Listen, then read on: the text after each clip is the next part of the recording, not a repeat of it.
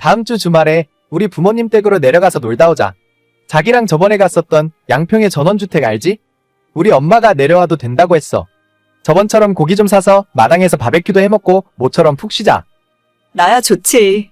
그런데 어머님, 아버님도 사생활이 있으실 텐데 아직 결혼도 안 한 내가 이렇게 자주 내려가는 것도 민폐 끼치는 거 아닌가 모르겠다.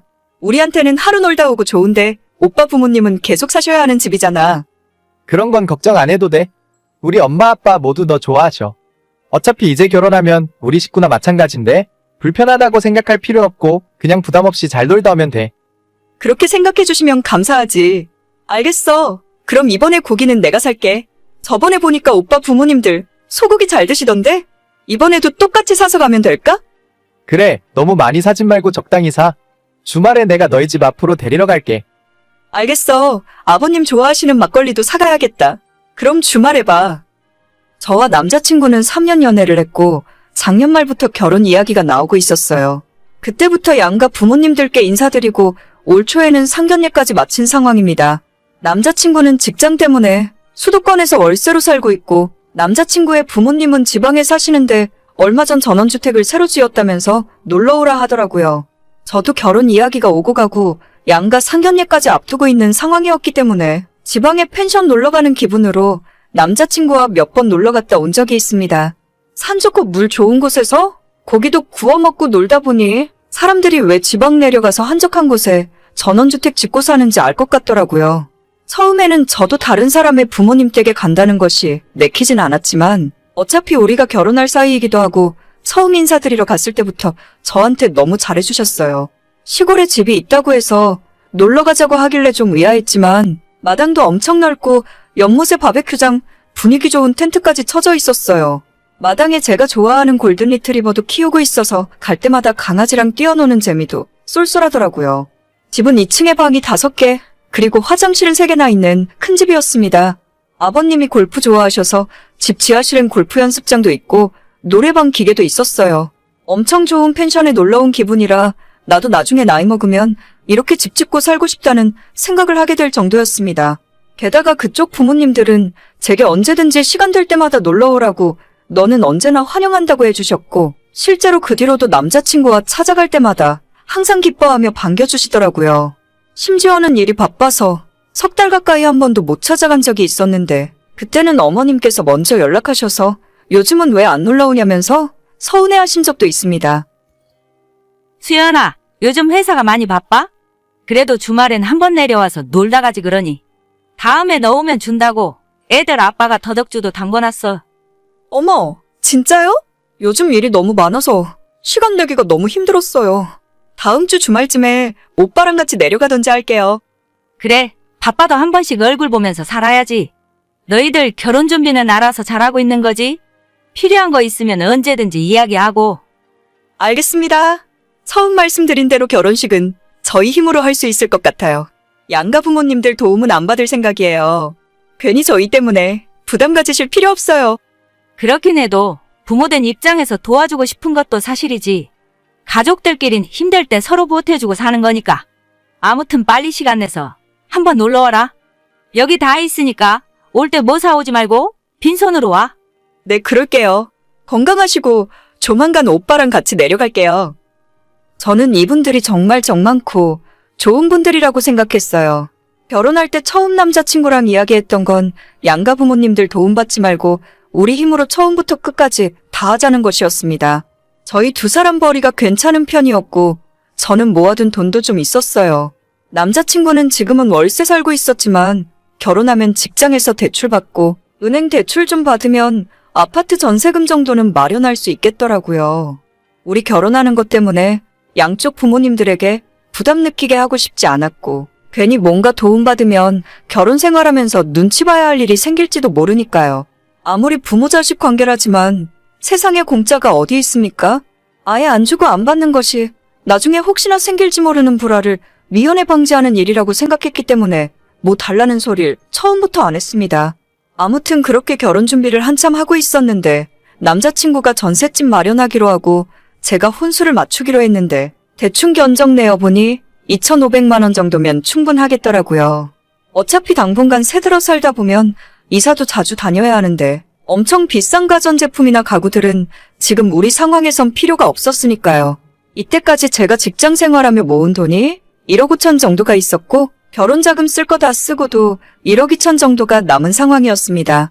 남자친구가 얼마 모았는지는 제가 모르고 있었고 자기가 집을 해오겠다고 했으니 그냥 알아서 잘했겠거니 생각하고 그냥 넘어갔어요.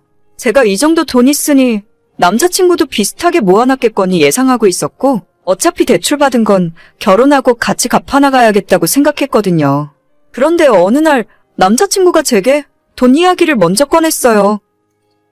우리 신혼집 계약은 다 끝냈어. 다음 달에 잔금만 치면 진짜 우리 집이야. 전세 살면서 우리 집이라고 말하니까 좀 이상하긴 하다. 빨리 결혼해서 대출 다 갚고 진짜 우리 집 사면 좋겠다. 그런데 수연아, 너 모아둔 돈이 얼마나 있어? 혼수랑 결혼 비용 다 하고 나서도 돈이 좀 남는다면서? 남지. 한 1억 좀 넘게 남을 것 같은데? 왜? 은행 대출 받지 말고 그냥 이 돈으로 집 얻게? 아니야. 어차피 우리는 대출 받는 걸로 이야기 다 됐으니까 그냥 한번 물어봤어. 생각보다 많이 모았네. 대단하다. 그래도 직장 생활 7년 했는데 부모님 댁에서 살면서 돈 더 많이 모을 걸 그랬나 봐. 오빠는 혼자 자취하면서 살았으니까 많이 못 모았겠네? 그렇지 뭐. 아무튼 알겠어. 이번 주 안 바쁘면 주말에 잠깐 얼굴이나 보자. 맛있는 거 먹고 영화나 볼래? 그래 그러자. 내가 금요일 저녁에 연락할게. 그때까지만 해도 저는 별 생각 없이 남자친구 말에 대답을 해주었고 가을에 결혼식 날짜를 잡아놓은 상황이기 때문에 이번에 신혼집 얻으면 미리 들어가서 같이 살 생각이었죠. 남자친구가 작은 월세방에 계속 살고 있는 것도 마음 아프고 매달 쓸데없이 월세 나가는 것도 아까운 상황이었으니까요. 저는 온전히 남자친구와 그 가족들을 100% 믿고 우리의 결혼을 진행하고 있었는데 그쪽 사람들 생각은 저와는 조금 달랐습니다. 남자친구에게 제가 가진 돈을 이야기하고 며칠 지나지 않아서 걔네 부모님에게 다시 연락이 오더라고요. 잘 지내고 있었니? 치국이한테 얘기는 들었다. 이제 다음 달이면 신혼집 들어가 살 거라면서. 네, 아마 그렇게 될 것 같아요. 혼수도 다 골라놨으니까 월말에 한꺼번에 결제하면 저희 이사할 날짜에 맞춰서 배송해 주신다고 했어요. 잘 됐구나. 내가 뭐라도 도와줬어야 했는데. 너희들이 알아서 워낙 잘하니까 걱정은 안 한다만. 아니에요. 말씀만으로도 감사하죠. 그나저나 오늘은 무슨 일로 연락을 하셨어요? 다른 게 아니라 내가 치국이한테 들었는데 너가 결혼자금 다 쓰고도 모아둔 돈이 한 1억 정도 된다고 하던데 그 돈을 일단 우리 집 대출금 갚는 데 쓰는 게 어떨까 싶어서. 네? 뭐라고요? 그게 지금 무슨 말씀이세요? 지금 우리가 사는 이 집을 지을 때 대출을 받은 게 아직도 많이 남았어. 너도 알다시피 애들 아빠가 내년에 은퇴하잖니. 은퇴하고 나면 한 달에 나가는 대출금만 해도 적은 돈이 아닌데 일단 원금이라도 좀 갚아서 줄여놔야 할 것 같구나. 그래야 나중에 너희들이 갚을 때도 좀 수월하겠지. 지금 무슨 소리를 하시는 건지 저는 전혀 모르겠어요.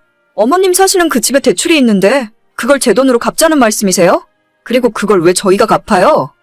너도 우리 집 자주 놀러오고 좋다고 했잖니. 결혼하고 나면 너도 우리 집안 식구인데 집안일에 모른 척 할 셈이냐? 어차피 나중에 우리들 다 가고 나면 이 집도 너희 거가 될 텐데 집안 재산이 내 재산이고 내 돈도 집안 돈이라 생각해야 하는 거지? 저는 그렇게 생각을 한 번도 안 해봤어요. 결혼도 저희가 알아서 하고 돈 관리도 저희가 알아서 할 생각이었는데요. 그러니까 양가 부모님들 도움 안 받고 결혼한다는 거였죠. 그랬냐? 나는 너가 우리 형편을 알고 도와주려고 그러는 줄 알았지. 아무튼 한번 잘 생각해봐라. 내년부터는 너희가 우리 생활비도 보태줘야 하는데 집안 빚이 이렇게 많으면 아무래도 너가 힘들 것 같아서 해본 말이었다. 저는 당장 남자친구에게 연락해서 이게 무슨 이야기냐고 물었어요. 남자친구는 예비 시부모님이 집 짓느라고 3억 정도의 빚이 있는데 아버님 지금 소득으로는 대출금 갚기 힘드니까 지금까지 자기가 대신 갚아주고 있었답니다. 매달 200만 원 돈 되는 대출금 갚느라고 지금까지 모아둔 돈도 거의 없다네요. 결국 이번에 신혼집 전세 구한 것도 본인 돈은 거의 없이 회사에서 직원 대출 받고 은행에서 대출 받은 돈으로 구한 거였어요. 황당한 마음에 왜 이런 이야기를 지금 해와서 하느냐고 물었더니 남자친구 한다는 말이 안 물어봐서 말을 안 해준 거라네요. 진짜 어처구니가 없더군요. 그러니까 남자친구 이야기를 총정리하자면 신혼집 전세금 2억 5천 중에 거의 대부분을 갚아야 할 빚으로 마련한 거고 시부모님 집 대출 3억까지 우리가 결혼하고 나면 남자친구와 제가 다 갚아나가야 할 돈이었던 거죠. 결혼 생활 본격적으로 시작하기도 전에 5억이 넘는 빚을 지게 생겼습니다. 아무리 생각해봐도 나는 자신 없으니 그렇게 못하겠다고 이야기했고, 남자친구는 물론 걔네 엄마까지 제게 연락해서 이제 와서 그런 소리 하면 어쩌냐고 따져 묻더라고요. 난 그렇게 너랑 너네 가족에게 빚이 많은 줄은 몰랐어. 매달 그 정도 되는 돈을 어떻게 다 갚으려고 한 거야? 너 월급을 다 빚 갚는 데 써도 모자라잖아. 나머지는 나보고 갚으라고? 결혼하고 나면 우린 부부고 경제적으로 한 몸이나 마찬가지야. 빚도 다 갚고 나면 우리 재산이나 마찬가지인데 그게 뭐가 문제라는 건지 모르겠다. 어차피 우리 부모님 살고 계신 집도 나중엔 우리한테 돌아올 거 아니야? 그렇게 생각하면 안 되는 거지. 아직 어머님은 50대이신데 그런 생각을 미리 하는 건 좀 이상하다고 생각하지 않아? 아유, 진짜 답답하네. 너 왜 이렇게 말이 안 통해? 잠깐만 기다려봐. 아니 대체 대출이 뭐가 어떻다고 이 난리냐? 너는 이 정도도 안 하고 결혼할 생각이었니? 이 정도라뇨. 저는 지금까지 빚 있다는 소리는 아예 들어본 적도 없어요. 그 돈 다 갚으면서 저희는 어떻게 애 낳고 살아요? 남들도 다 이렇게 하고 살아. 가족들끼리 그럼 모르는 척하고 지내자는 거야? 그래, 너도 그동안 우리 집에 와서 잘 먹고 잘 놀았으면서 이제 와서 돈 같이 갚자고 하니까 그 돈 내긴 싫은 거야? 세상에 공짜가 대체 어디 있니? 아무리 생각해봐도 이건 아닌 것 같아. 우리 결혼은 다시 생각해보자. 나 도저히 빚 갚으면서는 못 살 것 같아. 아니 그럼 신혼집 계약금 걸어둔 건 어쩌라고? 너 왜 이렇게 이기적으로 굴어? 그렇게 안 봤는데 어쩜 우리 생각이 짧니? 이거 갖고 나면 다 너희들 재산인데 왜 그리 철이 없어? 두 사람이 뭐라고 하던 저는 결국 파혼을 선택했고, 남자친구는 제가 파혼을 했으니까 신혼집 계약금을 저보고 물어내라고 하더라고요. 저는 이런 상황인 줄 알았으면 애초에 너랑 결혼할 생각도 없었다고, 너가 나한테 사기 결혼하려고 했으니 너가 알아서 책임지라고 했습니다. 진짜 지금 생각해도 너무 황당하고 하마터면 끔찍한 집안에 시집 갈 뻔했어요. 파혼한 뒤에 이 결혼 그대로 했었으면 매달 얼마씩 갚았어야 하는지 계산해봤더니 매달 350만 원 정도는 꼼짝없이 대출금 상환하느라 다 써버렸어야 했더라고요. 저나 남자친구 둘 중 한 사람 월급은 없는 거나 마찬가지였던 거죠. 대체 무슨 생각과 자신감으로 저랑 결혼하자고 한 건지 모르겠어요. 끝까지 자기들은 아무 문제 없고 제가 이상한 사람이라고 이야기하던 남자친구와 걔네 엄마의 모습이 아직도 생각납니다.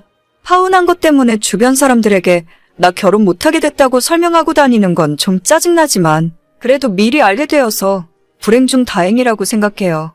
겉으로 볼 때는 사람 좋아 보이고 좋은 분들인 줄 알았는데 이렇게 무서운 꽁꽁이를 숨기고 있을 줄은 몰랐습니다. 덕분에 인생 공부했다 치고 다음부터는 조심하려고요. 오늘의 사연은 여기까지입니다. 구독과 좋아요, 알림 설정은 많은 힘이 됩니다. 다들 행복하시고 좋은 하루 되세요.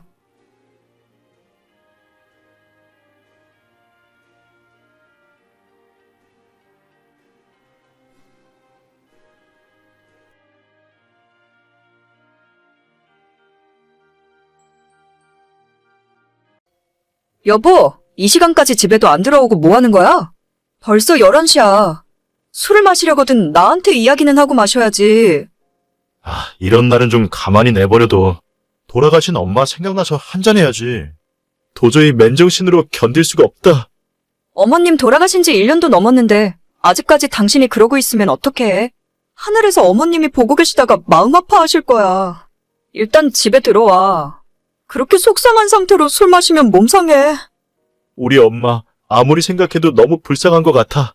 평생 고생만 하시다가 내가 다 커서 이제 좀 효도하려고 했는데 뇌졸중으로 쓰러지시고 6년 동안 누워서 고생하시다가 그대로 돌아가셨으니 내가 엄마 생각만 하면 죄송해서 고개를 들 수가 없다. 그래, 솔직히 나도 어머님 생각하면 마음이 좋지 않아. 당신이 진짜 고생 많이 했지. 내 친구들이 전부 와이프 하나는 잘 얻었다고 입에 침이 마르게 칭찬을 하더라. 6년 누워있는 시어머니를 수발 들고 모시고 사는 여자가 요즘 세상에 어디 있냐고. 내가 뭐 그냥 가족이니까 당연히 돌봐드린 거지. 어머님 고생 많이 하셨잖아. 그래도 어머님이 많이 배려해 주셔서 별로 힘든 것도 없었어.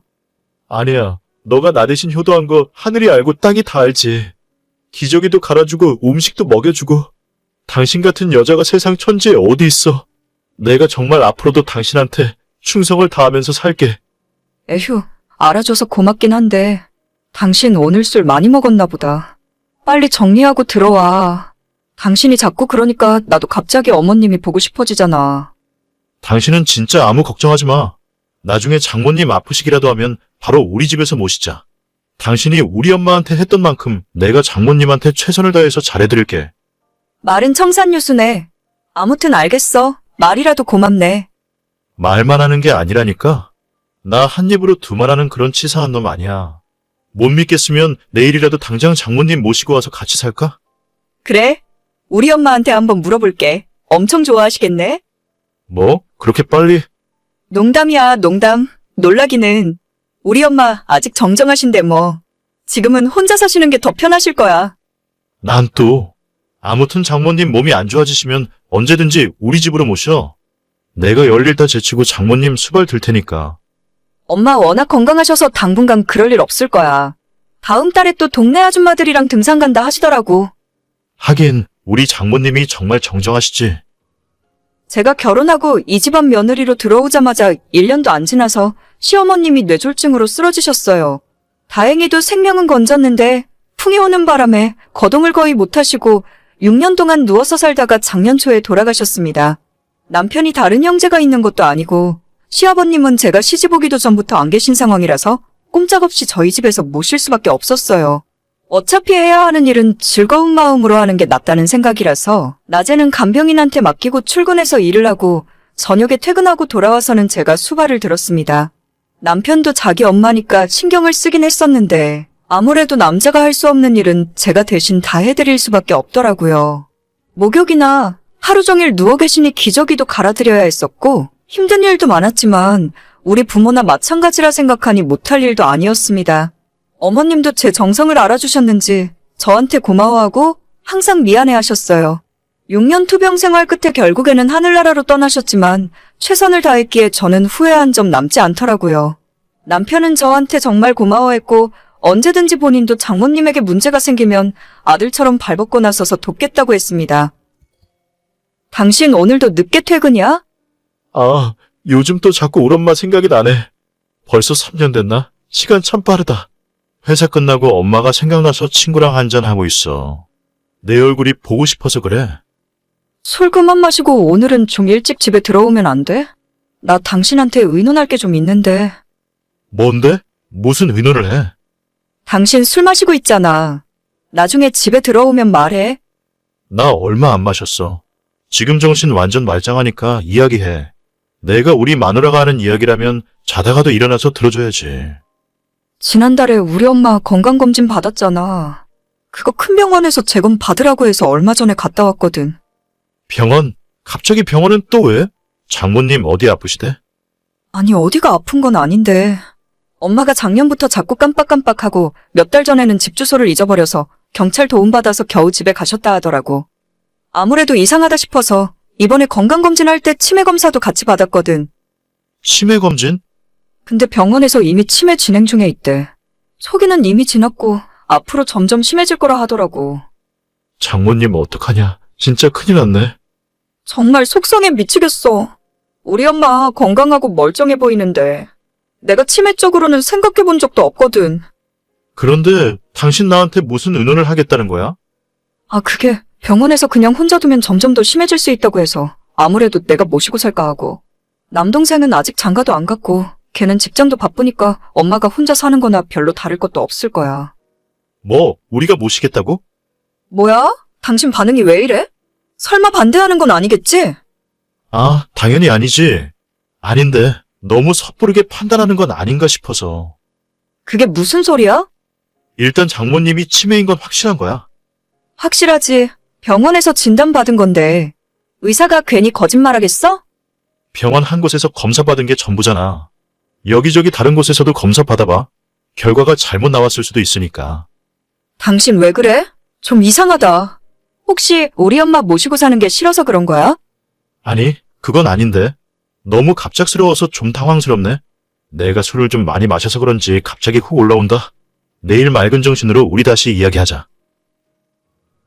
하지만 다음날 다시 이야기하자던 남편은 아침 일찍 일어나서 혼자 출근해버리고 퇴근하면 또다시 술 먹고 늦게 집에 들어오더라고요. 일부러 저를 피하는 것만 같고 대화하는 것 자체를 거부하더라고요. 작정하고 남편이 늦게 들어오는 날에 잠 안 자고 기다리고 있었는데도 씻어야 한다면서 화장실에 1시간 넘게 들어가 있질 않나 안방에는 들어오지도 않고 작은 방에서 혼자 자더라고요.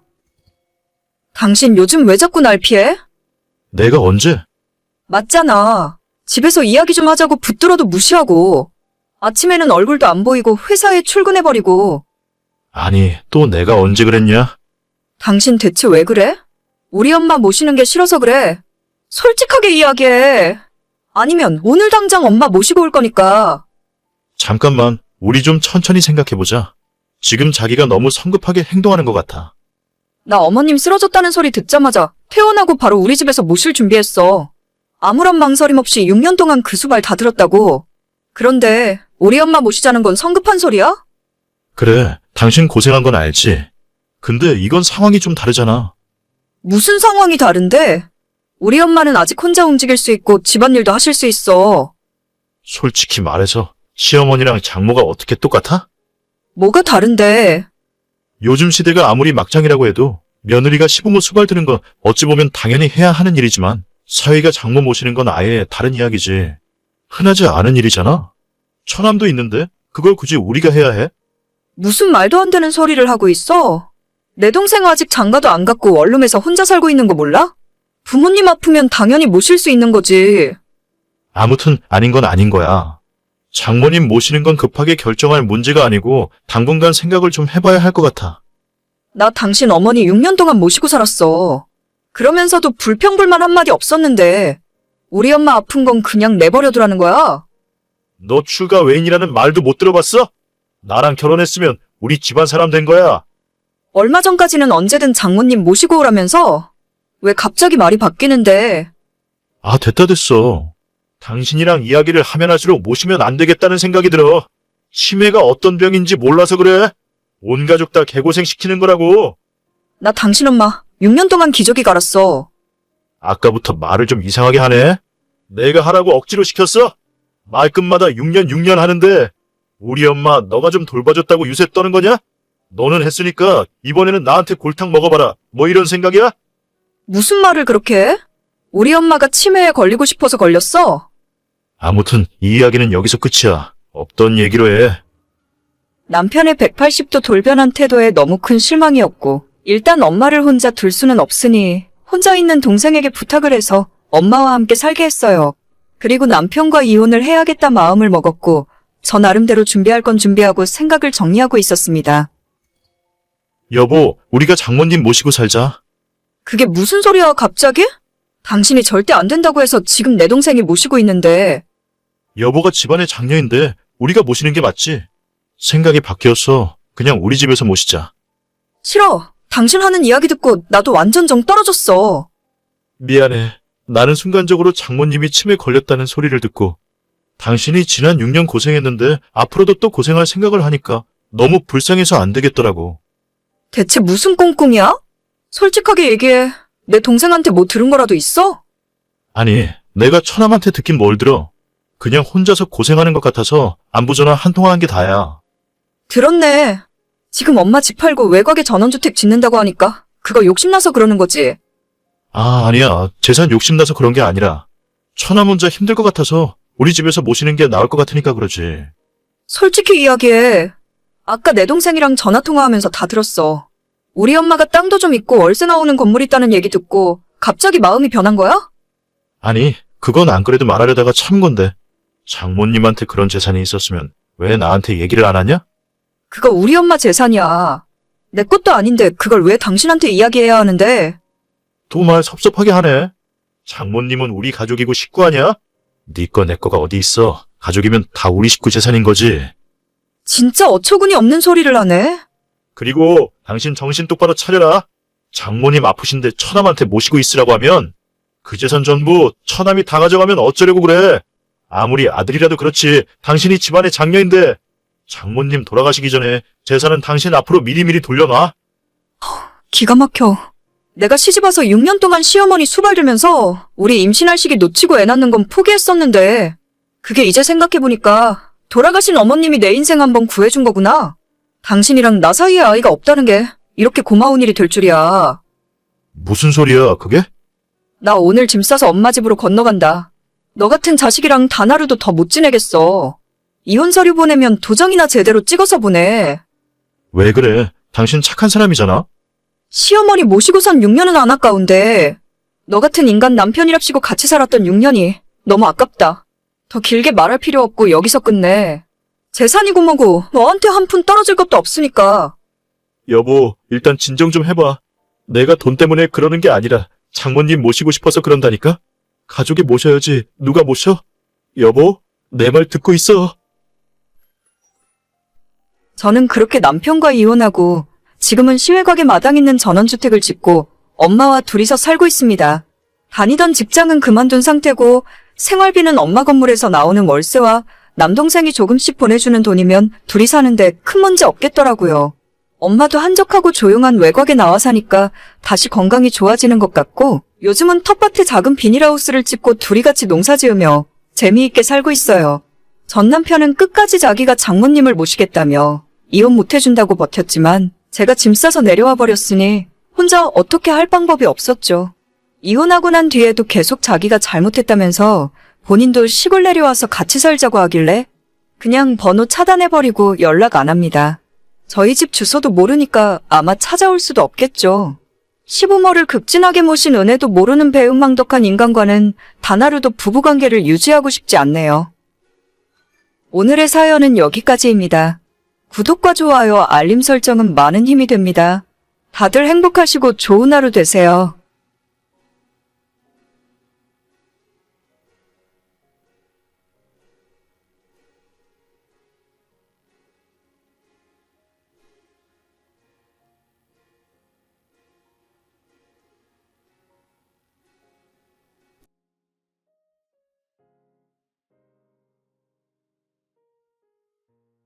저는 얼마 전까지 평범한 인생을 살고 있었던 20대 후반의 여자입니다. 한동안 제가 잘 살고 있고 꽃길을 걷고 있다고 착각하면서 살고 있었어요. 하지만 현실은 제 생각처럼 달콤하지 않았고 제게 잘해주고 좋은 말만 해주는 사람들이 가장 저를 이용해 먹는 사람들이라는 것을 알게 되었습니다. 저희 집은 제가 어린 시절부터 지금까지 정말 가난함 그 자체였습니다. 고등학교를 졸업하고 나서는 대학도 못 가고 일을 시작했고 그러다 한 고깃집에서 일을 하고 있었는데 거기에 사장님 사모님 네 분이 저한테 정말 잘해주셨어요. 미란아, 내일이 첫 월급 날이지? 한 달 동안 정말 고생 많이 해줘서 고마워. 내일 뭐 먹고 싶은 거 있니? 치킨, 피자? 그래도 첫 월급 받는 날인데 뭐라도 사줄 테니까 집에 가서 동생들이랑 같이 먹어. 사모님 감사합니다. 안 그러셔도 되는데 일 가르쳐주시고 잘해주시는 것만 해도 정말 너무 감사해요. 아니야. 너가 자기 일처럼 열심히 해주니까 우리도 이뻐서 그렇지. 다른 직원들도 다들 너처럼 해주면 얼마나 좋을까? 웃는 모습도 이쁘고 일 잘하고 친절해서 손님들도 다들 너만 찾고 너만 좋아해. 그 정도는 아니에요. 저야 뭐 가르쳐주시는 대로 일하는 것뿐인데요 뭐. 그래도 아무리 가르쳐도 못하는 애들이 대부분이야. 너 덕분에 평소보다 매출도 더 많이 나온 것 같아. 아무튼 치킨 먹고 싶은지 피자 먹고 싶은지 정해서 이야기해줘. 내일 너 퇴근 시간에 맞춰서 시켜줄게. 안 그러셔도 되는데 아무튼 정말 감사합니다. 앞으로도 더 열심히 일할게요. 남들은 하찮게 여길지 모르는 식당 서비스 일이었지만 저는 정말 열심히 했어요. 언젠간 나도 이 가게보다 더 크고 좋은 가게를 차려야겠다는 꿈이 있었고 돈을 벌기 위해 일을 했지만 하나하나 노하우를 배워간다는 생각에 힘든 줄도 몰랐습니다. 사장 부부는 60대 나이였고 아직 장가를 가지 않은 30이 훌쩍 넘은 아들이 주방에서 같이 일을 하고 있었어요. 평소 말수도 적고 서로 일을 하는 곳이 다르다 보니 거의 마주칠 일이 없었지만 시간이 지날수록 사장 부부가 저와 아들을 엮어주려고 하더라고요. 너 이번 주 일요일에 일 끝나고 바쁘니? 아니요, 아무 일 없는데요. 무슨 일 있으세요? 아니, 별 대단한 일은 아니고 사장님이랑 내가 일 끝나고 영화 보고 저녁 먹으러 가려고 했는데 갑자기 우리가 급한 모임이 생겼지 뭐니? 식당 예약까지 다 해놨는데 취소하긴 좀 그렇고 너 주방에 정환이 잘 알지? 걔랑 너랑 둘이 영화 보고 저녁 먹을래? 정한 오빠면 사모님 아들이잖아요. 평소에 말을 많이 안 해봐서 어색할 것 같긴 한데. 이번 기회에 좀 친해지면 좋지. 같이 일하는 사이인데. 아무튼 정환이한테 이야기해 놓을 테니까 둘이 영화도 보고 맛있는 것도 먹어. 그냥 직원 회식이다 생각하면 별 부담 없지. 안 그래? 네, 일단 알겠습니다. 사장 부부의 아들은 저보다 8살이 많았지만 몇 번 만나다 보니 자상하고 따뜻한 모습에 점점 호감이 가더라고요. 이제 와서 생각해보면 저도 좀 속물이구나 느껴지는 건 저희 집은 어려운 집안 환경이었고 사장 부부의 여유 있는 모습을 보면서 이런 집에 시집가면 나도 고생 좀 덜하고 살 수 있겠다는 생각이 저절로 들었습니다. 제 목표였던 제 가게 차리는 것도 여기서 일하면서 이 남자를 만나면 자연스럽게 다 이루어질 수 있다고 생각했어요. 물론 연애 초반부터 그런 생각을 갖고 만난 것은 아니고 만나온 시간이 쌓이고 어느덧 3년이란 시간이 지나면서 저는 당연히 남자친구와 결혼하고 이 집안 며느리가 되어서 가게를 물려받는 것이 당연한 일인 줄 알았습니다. 그도 그럴 것이 저희가 만난 지 1년이 지났을 때부터 사장과 사모는 저한테 빨리 결혼해서 가게 물려받으라는 소리를 자주 했었거든요. 너가 올해 나이가 몇이지? 제가 26이요.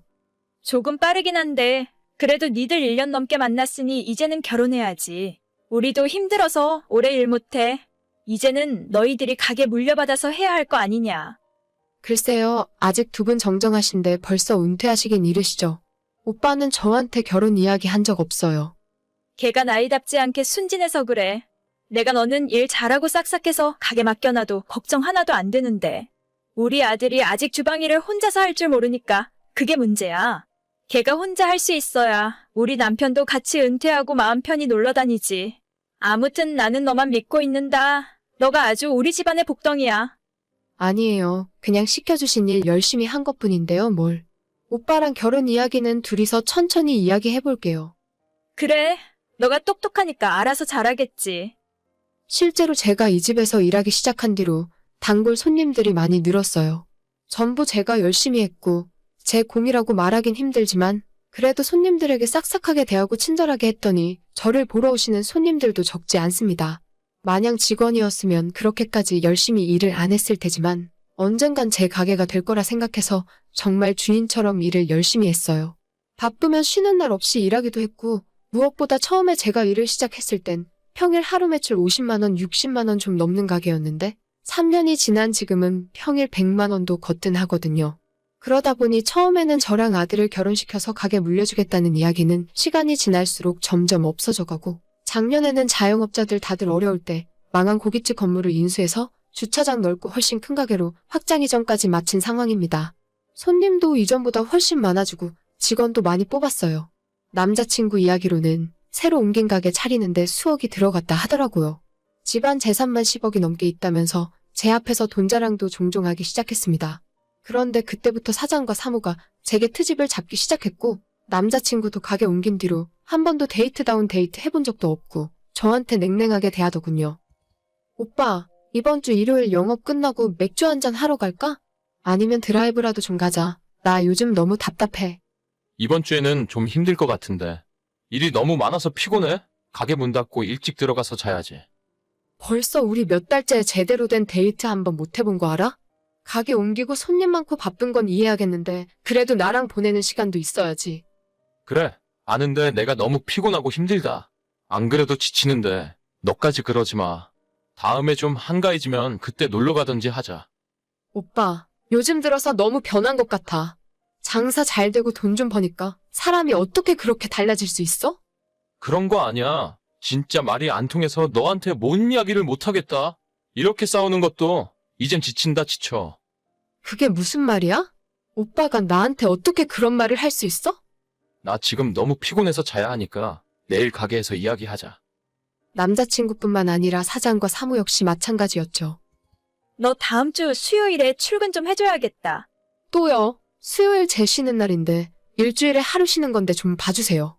안 그래도 지난주 수요일도 못 쉬고 일했는데. 아니, 사람이 없는데 어떻게 하니? 너는 일을 할 만큼 해본 애가 어떻게 너만 생각할 수 있니? 네 일 아니다 이거야. 무슨 말씀을 그렇게 하세요? 제가 언제 그런 식으로 이야기했다고. 아무튼 다음 주 수요일에 무조건 너가 출근해야 돼. 일할 사람 모자라서 안 돼. 저도 여자고 직감이라는 것이 있어서 이 집안 사람들의 마음이 예전과 같지 않다는 건 진작부터 알고 있었어요. 하지만 3년이라는 시간도 있고 설마 이제까지 같이 고생했던 나를 헌신짝처럼 내버리진 않겠지라는 생각을 하고 막연하게 결혼할 날을 기다리는 중이었어요.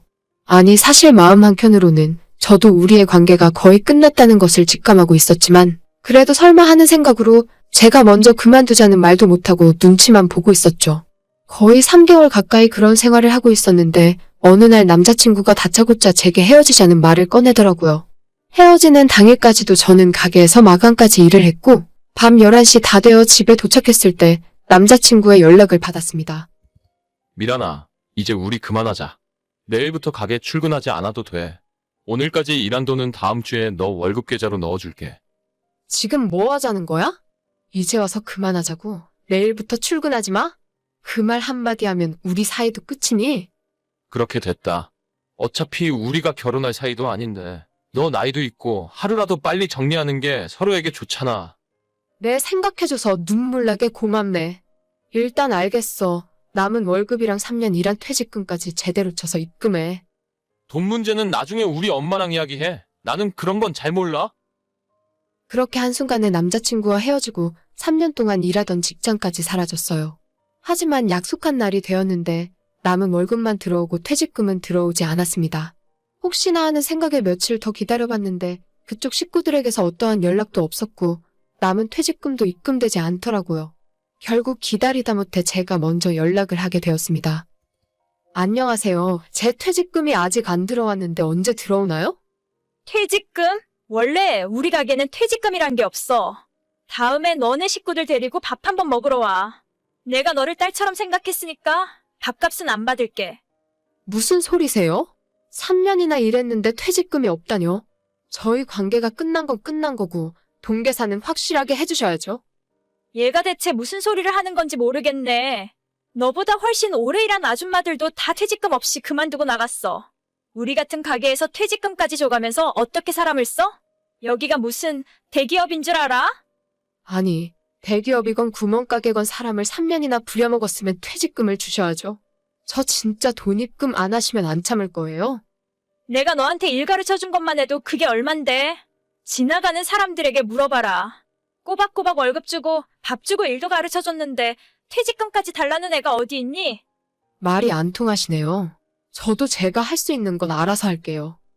더 언성 높이고 싸워봤자 말이 통하지 않는 사람이라 생각해서 저는 바로 노동청에 신고했고 제대로 된 퇴직금을 받아내기 위한 조치를 취했습니다. 3년 동안 가족 다음 가는 사람들이라 생각했는데 원수로 돌변하는 건 순식간이더라고요. 저도 무책임한 남자친구 태도의 정도 다 떨어졌고 돈이라도 제대로 계산해서 받으면 아무 일 없이 끝내려고 했는데 마지막까지 저를 우습게 아는 그 태도에 본때를 보여줘야겠다 생각이 들었어요. 저는 바로 시청에 그 가게에서 쓰는 고기가 한우로 표기되어 있지만 수입을 사용한다고 신고했고 반찬들도 다 중국산이라고 신고했어요. 3년 동안 일하면서 그 가게 속속들이 제가 모르는 건 아무것도 없었습니다. 사장 부부와 그 아들까지 저한테 일을 많이 떠넘기고 본인들은 놀러 다니고 가게 운영보다는 돈에만 관심이 있었기 때문에 제가 재료 발주부터 장부 정리까지 다 맡아서 하고 있었거든요. 현금 매출 누락시키고 세금 탈세한 것도 신고하고 제 노트북과 핸드폰에 정리되어 있던 자료들을 증거로 다 신고해버렸습니다. 처음엔 이게 과연 효과가 있을까 싶었는데 얼마 안 지나서 그쪽에서 먼저 연락이 오더라고요. 너가 한 짓이지? 뭐가요? 너가 한 짓 맞지? 너가 신고했지? 너 때문에 우리 가게 영업도 못하게 생겼어. 어떻게 사람이 은혜를 원수로 갚을 수 있니? 무슨 소리를 하시는 건지 모르겠어요. 저는 퇴직금 받으려고 노동청에 신고한 것밖에 없는데요? 돈은 언제 주실 생각이세요? 지금 네 퇴직금이 문제니? 우리 가게 영업정지 당하게 생겼다니까? 이 배은망덕한 거사. 내가 너를 딸처럼 생각했는데 어떻게 이럴 수가 있어. 무슨 소린지 모르겠고 저는 제 돈만 받으면 그만이에요. 빨리 처리 안 해주시면 앞으로 저도 무슨 짓을 할지 몰라요. 그렇게 큰 돈을 당장 어디서 마련하니? 일단 우리한테 시간을 좀 줘. 그리고 너가 신고한 건 전화해서 좀 취소해달라고 해라. 진짜 이러다 우리 가게 망하게 생겼어. 저는 모르는 일이에요. 아무튼 제 돈은 빨리 입금해주세요. 진짜 너무한다, 너무해. 제 3년치 퇴직금이라고 해봤자 1,000만 원 정도밖에 안 하는 돈이에요. 그것도 제가 마지막 몇 달 동안 제대로 쉬지도 못하고 일주일 내내 일한 날이 많아서 원래 월급보다 받을 돈이 훨씬 늘어났을 뿐인데 그거 가지고 엄살 부리는 모습이 이해가 가질 않았죠. 결국 가게는 얼마 못 가서 정말 문을 닫게 되었습니다. 고기 파는 식당에서 원산지 속이고 그 외 모든 밑반찬들도 전부 국산이라 속이고 장사를 했으니 영업정지면 싸게 먹힌 거죠. 아마 그동안 탈세하고 있던 것도 이번에 세금 추징 당했을 거라고 생각해요. 제가 가게 현금 매출 장부까지 싹 다 모아서 신고해 버렸거든요. 제 퇴직금은 끝까지 안 주고 미루다가 결국 지난주에 입금되었습니다.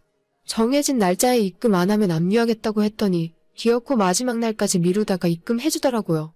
이번 일로 동네에서 고기 속여 파는 나쁜 가게라고 소문이 났기 때문에 나중에 다시 문을 열더라도 예전만큼 장사는 안 될 거예요. 늦게나마 이제라도 잘 됐다 싶고 저는 그동안 모아둔 돈으로 제 친동생과 함께 식당을 차릴 준비를 하고 있어요. 그래도 그 인간들 밑에서 굳은 일 도맡아 하면서 식당 일이라도 제대로 배워놓은 것 하나는 다행이라고 생각합니다. 항상 안 좋은 일만 있었던 것도 아니고 최대한 좋은 쪽으로만 보려고 노력하는 중입니다. 누군가에 기대어 성공할 거라 생각했던 저를 반성하고 있고 제 힘으로 꼭 성공할 거예요. 사연은 여기까지입니다. 구독과 좋아요, 알람 설정은 정말 많은 힘이 됩니다. 오늘도 행복하시고 좋은 하루 되세요.